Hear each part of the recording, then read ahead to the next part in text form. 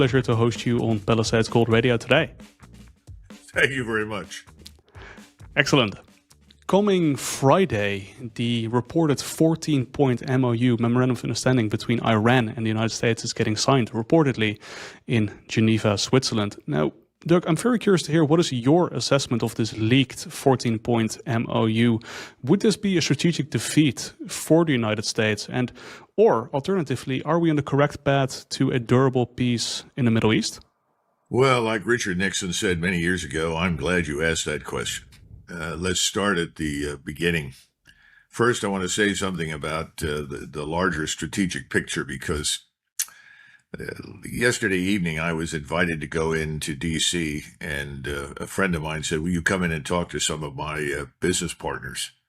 So I said, sure. So I went in. There were supposed to be 3 or 4 people there. There were 40 people.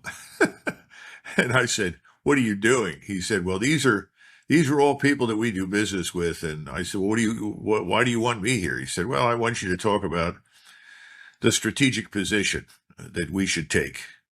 And I won't go into detail about their area of business, but it's an important one. And I said, okay, you ambushed me. I'll give you, the best shot I can for about 15, 20 minutes and then answer questions. I said, okay. So I started off by saying, first and foremost, energy, metals, minerals, fertilizer, and food are the businesses to be in now. Nothing else. That's where you put your money. Energy, metals, minerals, fertilizer, and food. And everybody's saying, wow, what about AI? I said, AI is a bubble. They said, what about SpaceX? SpaceX is a bubble. Let me say once again, you want to be in energy, metals, minerals, fertilizer, and food. And they said, well, what about this new agreement? Is this going to change everything? And is energy going to return to normal? I said, energy disruption always detonates financial markets. The war is not over. Whatever we sign on Friday, the war is not over. The structure of the world is not yet changed. It's changing, but it has not reset. Will it reset? Yes. So they said, well, then what are you saying? We're confused. Has America lost this war? I said, yes. Iran has won the war. The United States has lost the war. Israel has not won the war. It has not yet completely lost the war, but it will. Well, then what do you mean by that? I said, well, I'm telling you that whatever we sign on Friday, shortly thereafter, the Israelis will resume the offensive. Iran will respond by attacking Israel.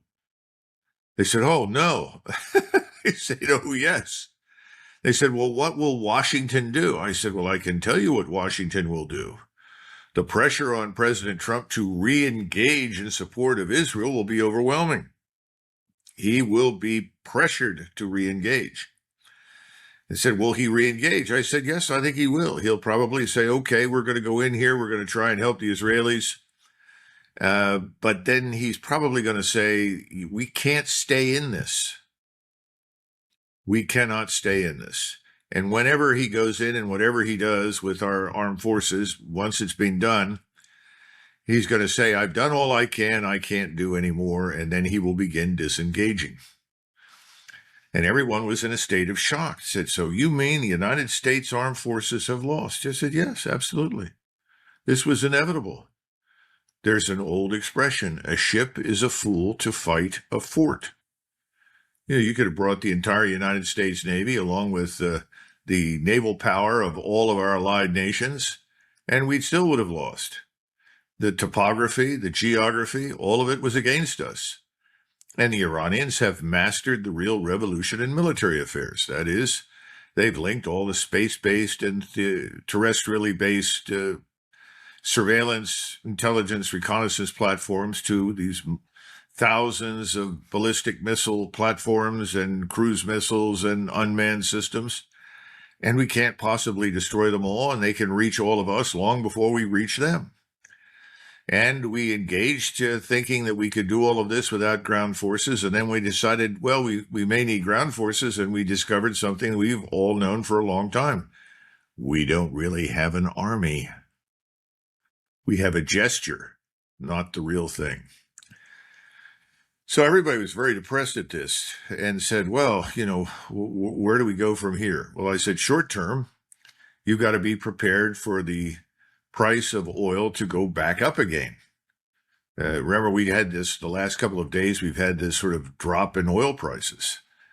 And I said, that price is now going to go up because people are going to say, my God, the Strait of Hormuz is not really open yet. The Strait of Hormuz is still at risk. We all can't get the energy we need. And they're right. They're going to find that out. So it's going to go back up again.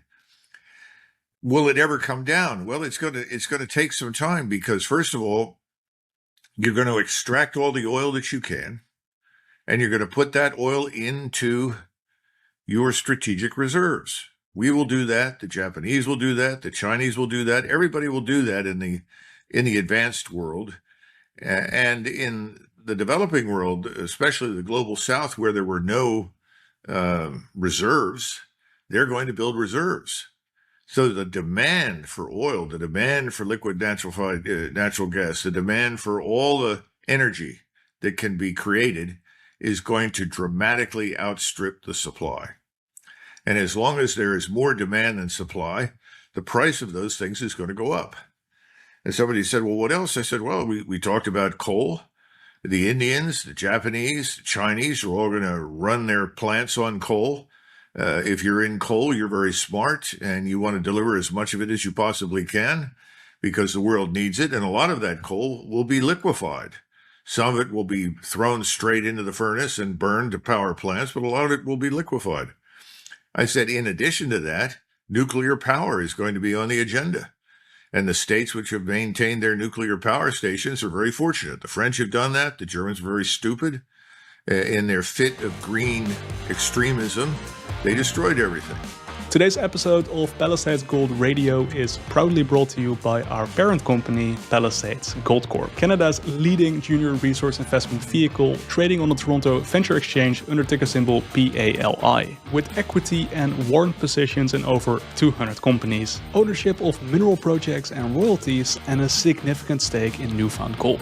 Palisades offers investors powerful, leveraged exposure to precious metals, uranium, copper, and other critical minerals. Palisades shareholders directly benefit from our team's extensive industry knowledge and access to deal flow, opportunities historically reserved for a small group of investors. To learn more, visit us at palisades.ca and join us in our mission to level the playing field for investors.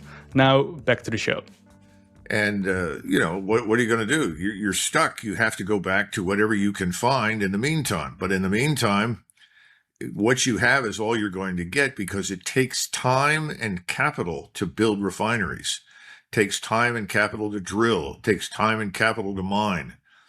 These things are all going to be at a premium, which brings me back to my opening statement, which I think I'm going to start a song or something. Energy, metals, minerals, fertilizer, and food are the businesses to be in. Just repeat that over and over and over and over again, because people need to get it. They need to understand it. Everything else is a fugazi, as was mentioned in that movie Wolf of Wall Street. Everything else is fugazi, but energy, metals, minerals, fertilizer, and food, that's where you want to be. Now, the last thing, and this is very important, the world we live in today is changing, and structurally it's going to look very, very different in the future, because especially in the Middle East, the first thing that you're going to see is that all of the arrangements that we and our British and French allies reached in the Middle East after World War I, and then subsequently were reaffirmed only this time largely under American leadership after World War II, are all going to disintegrate. All the states that you see today on the Arabian Peninsula really are largely artificial. Before the First World War, yes, you had various Arab tribes that had areas of concentration and influence, but real modern states in the sense that we think of it didn't exist. These states can't protect themselves from determined enemy attack, wherever that comes from. We have now demonstrated conclusively that we cannot protect them. That means that they're going to have to search elsewhere for friends and allies that can help protect them. Now, who are those friends and allies? Well, believe it or not, they're going to have to come to terms with Iran, because Iran has demonstrated what it can do. Iran is on the road to becoming a great power. There's another great power in the neighborhood that is sitting on the sidelines. It's called Turkey. And the Turks have the largest military force. They also have substantial scientific industrial base, everything from nuclear power to steel production. They are in a position to engage. What do I mean by engage? As it becomes clear that Iran has won, and as we Americans disengage from the region, which we will do, we will pack up and we will get out. We are not going to go back into the Persian Gulf, pour billions of dollars into new facilities and new bases that we cannot protect. It's not going to happen. So we're going to pull out. When we pull out, Iran rises as the leading Islamic power, and it becomes clear that Israel is now largely on its own, and it too cannot protect itself any longer.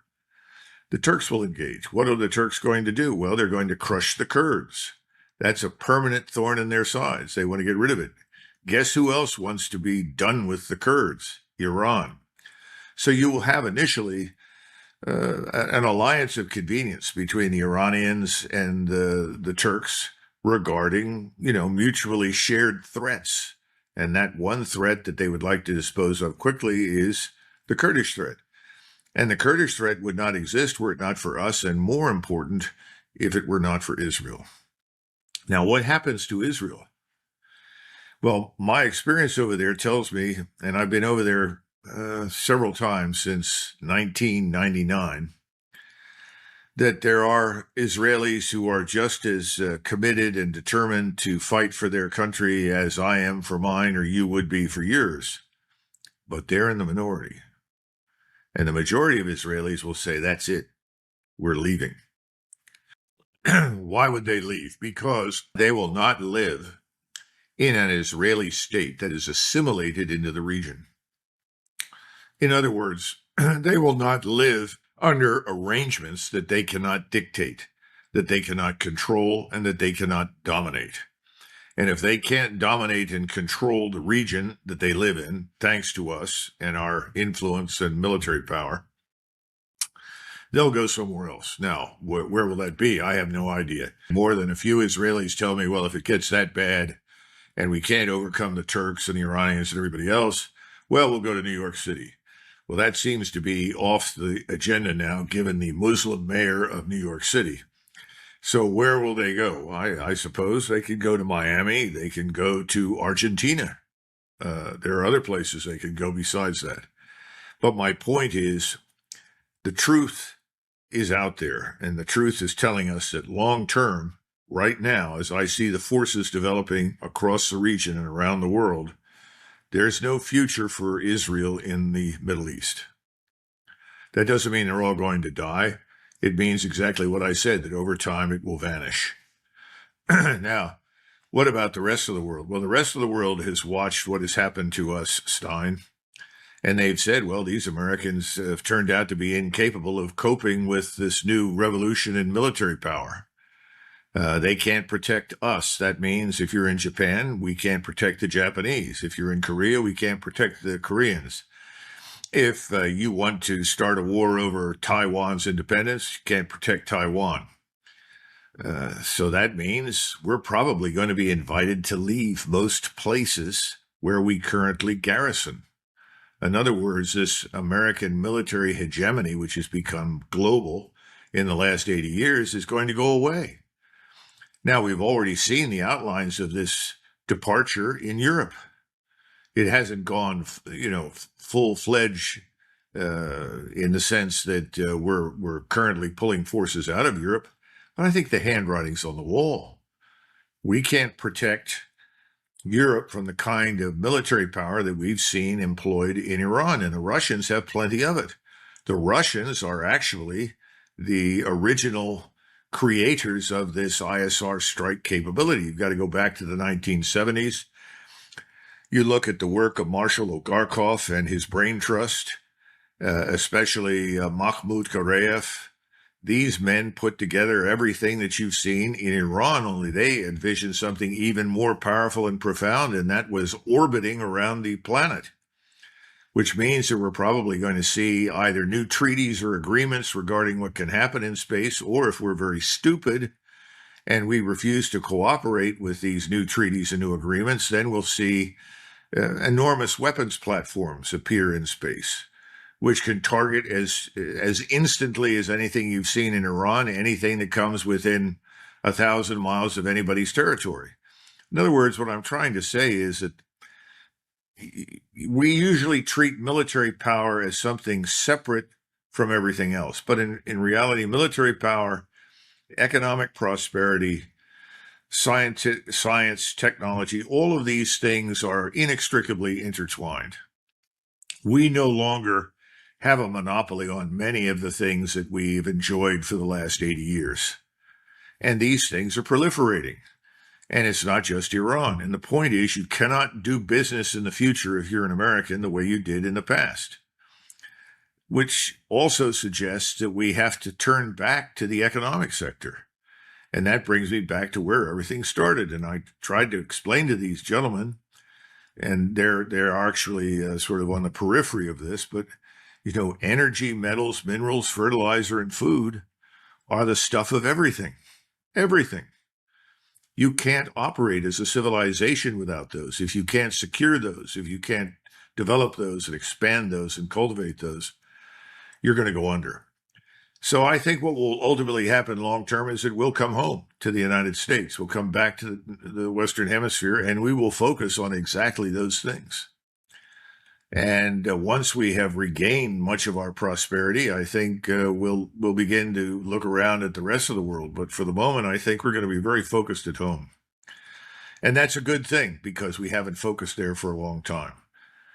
And it's interesting that President Trump, who promised to do that, has violated his promise. And he's now put us in a very serious position. I don't know if you followed the accreditation that Fitch provides, but they published, a statement about the credit worthiness of the United States and its economy, and it was pretty grim. Their outlook is terrible. And I think we're now on this sort of decline financially and economically, but we're going to hit a point where the decline then becomes a sudden drop. And I think we're going to find ourselves into something akin to a depression. Now, how bad that'll get and how widespread and how serious, you've got other people that are better positioned to answer that question than I am. But these are the big trends. These are the big movements. And I think the Europeans, their governments haven't all figured it out, but I think the Europeans have figured it out. And if I were you as a Dutchman, I would find whoever wants to eliminate your agricultural sector and hang that person, and get back to cultivating the kinds of crops that you have in the past, because it's going to be gold, pure, unadulterated gold. With gold trading at new all-time highs, gold producers are printing money. And this means that for the first time in years, money is beginning to flow into exploration. This is a trend that we at Palisades Gold Corp have long anticipated, which is why we spent the last decade assembling the largest junior-held mineral claim package in the United States through our subsidiary Made in America Gold Corp. Made in America Gold Corp holds over 700 square kilometers of prospective ground, located exclusively within America's most prolific gold mining trend, the Battle Mountain Eureka trend. Made in America's properties are nestled amongst several of Nevada's largest gold mines and resources, making it highly prospective for a potential discovery. To find out more, visit palisades.ca and join us on our mission to make Nevada's next multi-million ounce gold discovery. Now, back to the show.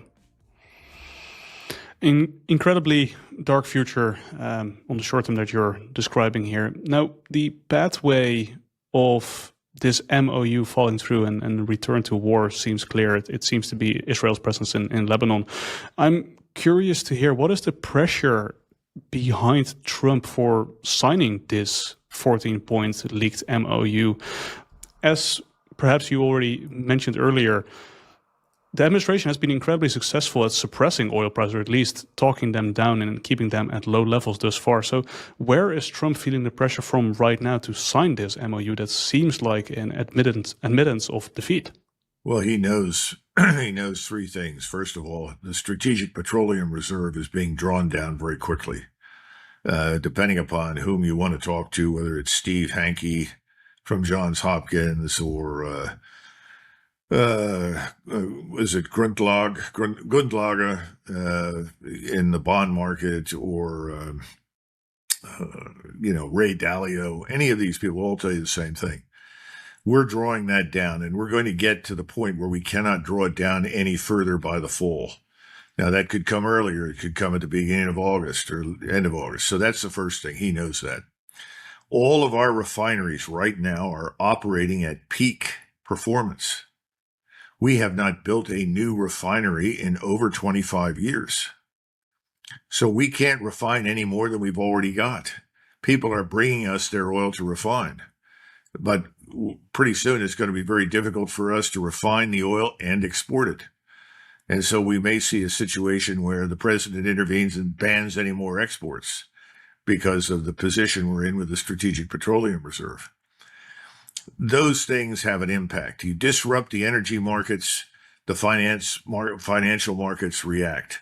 He's done a good job of talking people down from hysteria, and he's used the Strategic Petroleum Reserve, but he cannot conceal the fact that we were defeated militarily. Can't conceal that.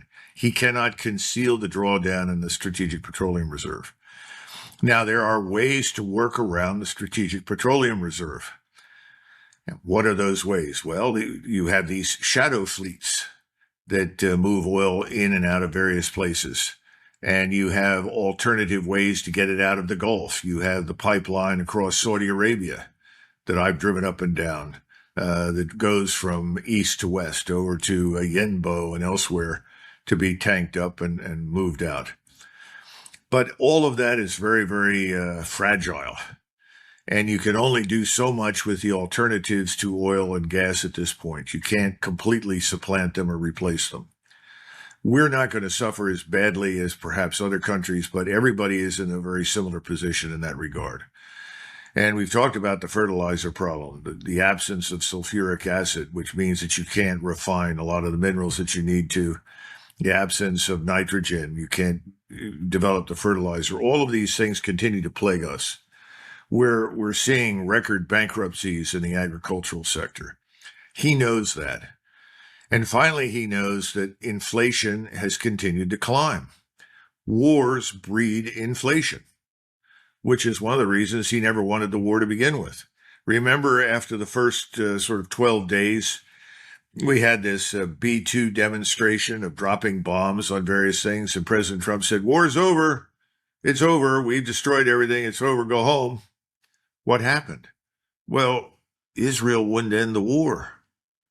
Israel insisted on continuing. So eventually, what's he do? He capitulates and is dragged back in to this very destructive, self-defeating war that Israel has begun. Then we go through this phony pause, phony ceasefire, whatever you want to call it, the on-again, off-again blockade. And now Israel wants to resume the war. Their view is until Iran is reduced to ruins and completely destroyed, there is no victory. And Israel can't survive not destroying Iran. Either Israel survives or Iran survives. But he's come back now and said, no, wait a minute. I didn't sign on for the chaos that you've created. I can't support unconditionally the mass murder of everyone in the region you don't like. I've covered your mass murder in Gaza. I've covered for your mass murder in Lebanon. I can't cover anymore. Now we'll see what happens. I think President Trump is in a confrontation with the Israel lobby. It's billionaire contributors inside the United States who put him in office. I think their demand is clear and unambiguous. They want him to go back and finish the job. That's what the argument is. You got to go back and finish the job. In other words, bomb everybody that's there into the Stone Age. He doesn't want to do it. It's not a question of emotional commitment to the people of Iran. That's all nonsense. He doesn't want to do it because it could destroy the global economy. He knows that now. He understands that. He did not understand it when it began.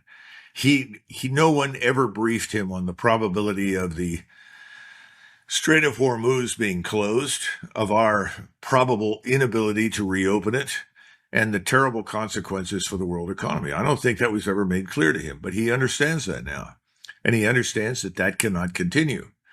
So what he will try to do is insulate the United States from what happens between Israel and Iran. He won't be able to do that completely. He'll be drawn back in some fashion, but he won't stick with it because he knows he can't. So that's why I'm suggesting that, oil prices are going to go back up. You're going to go back up over $100 for oil. I don't know if it'll go to 140, 150, or even higher. It all depends on how violent this next episode turns out to be. But the point is that structurally inside the United States, nothing has changed. He still is obligated to the people who put him in office. And that's the Jewish lobby, the Israeli lobby, and the billionaires. He can't simply ignore them. And if he does, who knows what could happen. Here in the United States, this is a revolutionary change. All you have to do is look at the polling data for the last 30, 40, 50 years. And you understand that Israel has enjoyed enormous support from us, popular and otherwise. That's almost completely gone now. And it's going to be very difficult to get that back. In fact, I don't think you are going to get it back. And then we have our own problems of all different types and kinds here inside the United States, and everybody wants to focus on those. So I think structurally, the United States is changing and is going to be very different in the future from what it's been in the past. I think they finally found a war that we could not easily win, and a war whose loss cannot be concealed. I would love to talk about the SPR, the Strategic Petroleum Reserves, for a bit longer.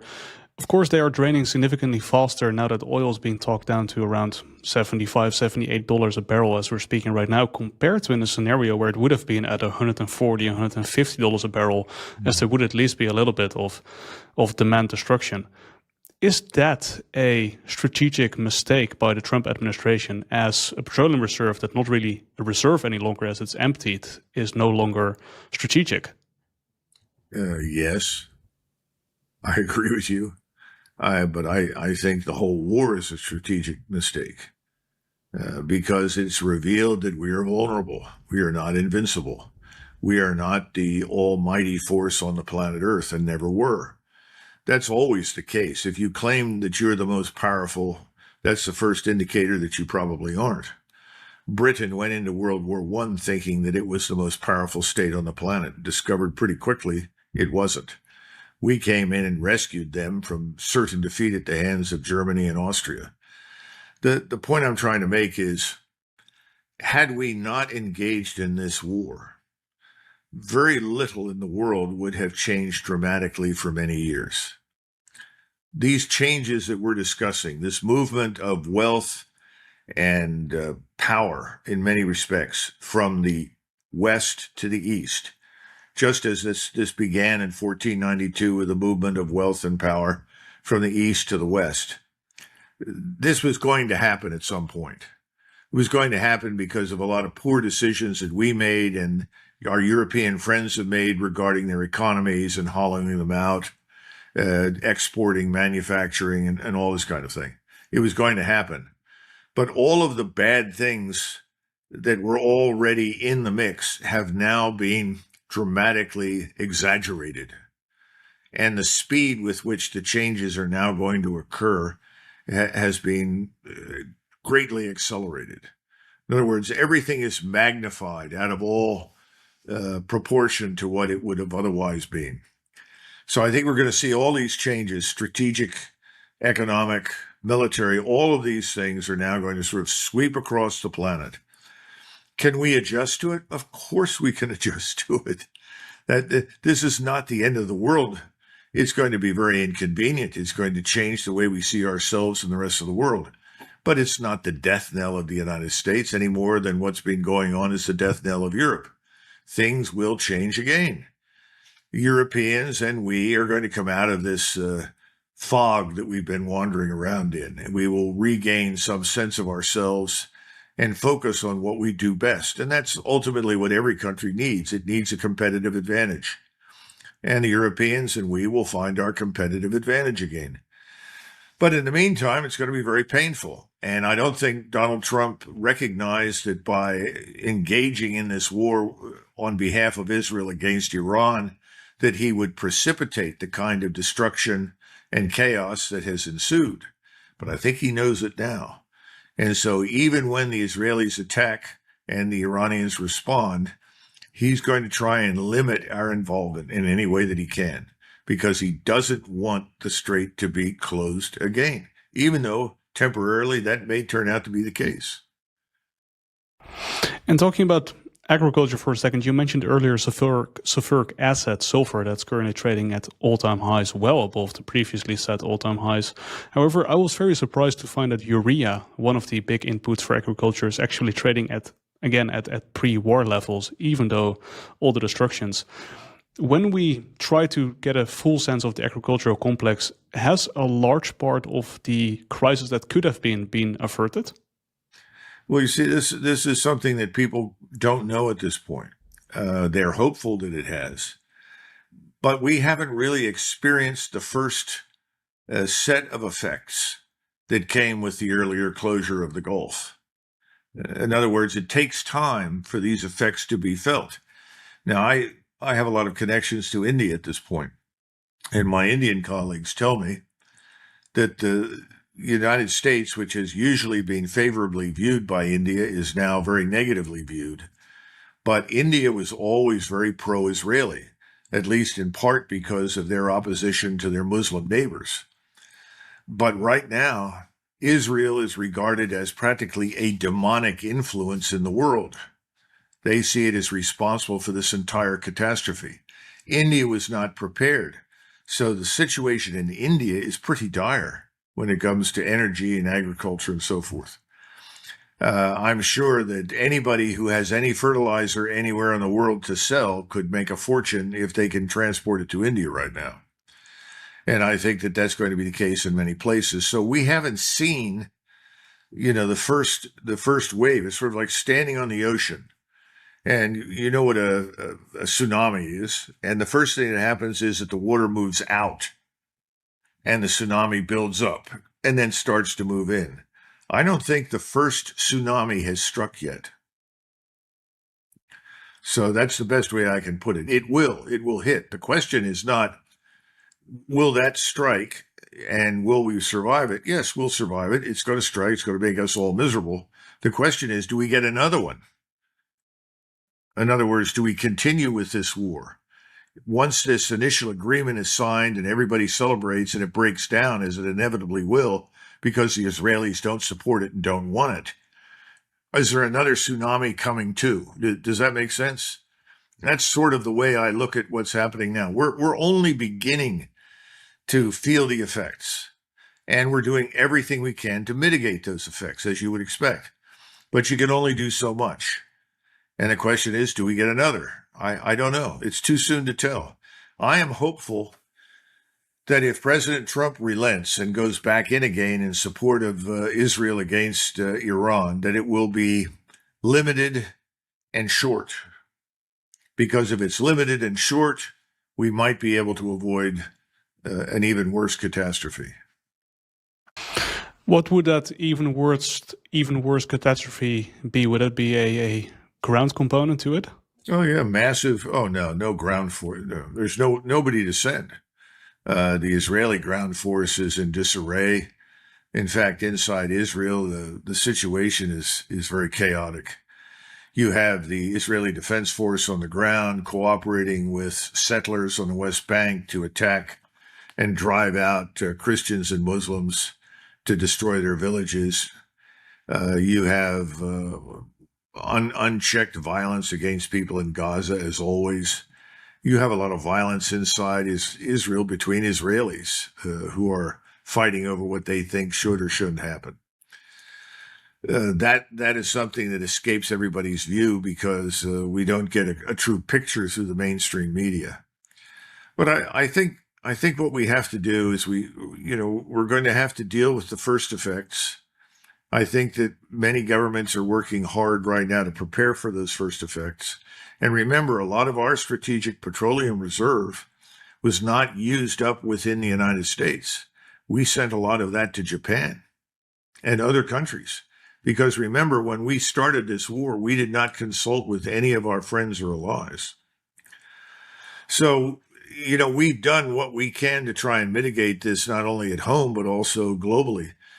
But right now, if you look at inflation, if you look at the markets, I don't think the Fed is in control anymore. And I don't think you can artificially suppress interest rates in perpetuity. And the bond yields continue to rise. So I stand by the prediction that, we're going to be hit by this tsunami. The question is exactly when and how bad. But then the more important question is it one tsunami or are we going to go through some more? And that depends on what Washington does and how much influence the Jewish state really has here in the United States. So I think it's pretty substantial. So I think, as I pointed out, we will re-engage. The question is how much and for how long. In this worldview that you have, how are you thinking about gold? This economic tsunami that you're outlining, that sounds like a recipe for debasement. However, when the world becomes more unstable, there's also a good chance for gold, I suppose, to gain in relative value, not just nominal. A good chance? You are the master of understatement. You sure you don't have any English ancestry? The British are always renowned for their understatement. Look, I remember when people said, oh, gold will never reach 4,000. Impossible. And then they've said, oh, it'll never reach 6,000. Listen, we're going to see it hit 10,000. My point is gold is going to become the currency once again of the realm. Now, is there an alternative to it? Yes, I think you're going to see something like Bitcoin that will be utilized as an alternative to the dollar for transactional reasons, as a way to create and sustain private credit. But ultimately, gold will be the coin of the realm. There's no question about it. So at this stage, I would say to anybody that's thinking about investing in it, there is no ceiling for your purposes. The long-term outlook is all positive and up. And these sort of temporary corrections and then restarts back up the ladder are going to continue. But where else do you go? There is no better alternative. There is no better alternative. And of course, like you outlined, $10,000 gold, certainly in a world of debasement, is in scope. However, purchasing power of that gold is also very important. So how are you thinking about that? Do you think there's a good chance for the purchasing power of gold to actually increase over the next few years? Well, look, I'm a lot of things, but I'm not a prophet. I think you're probably right, but that's why I bring up Bitcoin, as a transactional means of doing business, because it's very hard to move tons of gold tonnage from point to point. The Chinese, as you know, have set up vaults for that purpose in Riyadh and Hong Kong, so that they can literally physically move the gold around from whatever country has purchased whatever they wanted in terms of petroleum or something else. Gold is effectively the reserve currency, that's clear. We still call the dollar the reserve currency, and it will, at least in the popular imagination, remain that for a while, simply because there are so many dollars out there. So much is denominated in dollars, and so much business still carries on in dollars. But ultimately, it's gold will become the reserve currency. This has been incredibly interesting, as it always is. I would love for you to talk about your X and your Substack. Oh, well, thank you for reminding me of that. I've got a new piece coming out next week on Substack that I think will be of interest to everybody, because I try to make some of these points, and I go into somewhat greater detail about how the map of the Middle East and Europe and elsewhere will change. One of One of the funny things, Stein, is that I remember back in maybe it was the 80s or the 90s, talking to some European officers, and they said, well, NATO exists to ensure the peace of Europe. And I said, yes, that's right. And this means there will be no more changes to European borders. And I burst out laughing, and they couldn't understand. I was sitting in Vienna. It was at an OCSE or whatever, the Organization of Security and Cooperation in Europe, OSCE meeting. And I started laughing, and I said, gentlemen, you are Europeans. How many times have borders changed in Europe over the last 500 years? And of course, they said, yeah, it's changed a lot. Borders are going to change again. That's the nature of the beast. The question is, how do you manage it? And that it's going to start changing radically in the Middle East, and it will also change in Eastern Europe. So that's these are some of the things I'm going to talk about in the Substack. And you can find me on X. It's very easy. I'm the only Macgregor out there at this point. And I try to put out bits and pieces of interest and utility to people. What I try to do is shorten some of the pieces that I write and pull out, sound bites that will be of interest to people and lead them to other articles. But the Substack is very important, and that's turned out to be one of the best decisions I ever made to go into it, because the Substack audience likes to read. The X audience, not so much. That is certainly true, and the success has been well-deserved. Colonel Douglas Macgregor, thank you so much for your time and insights today. I really appreciate it.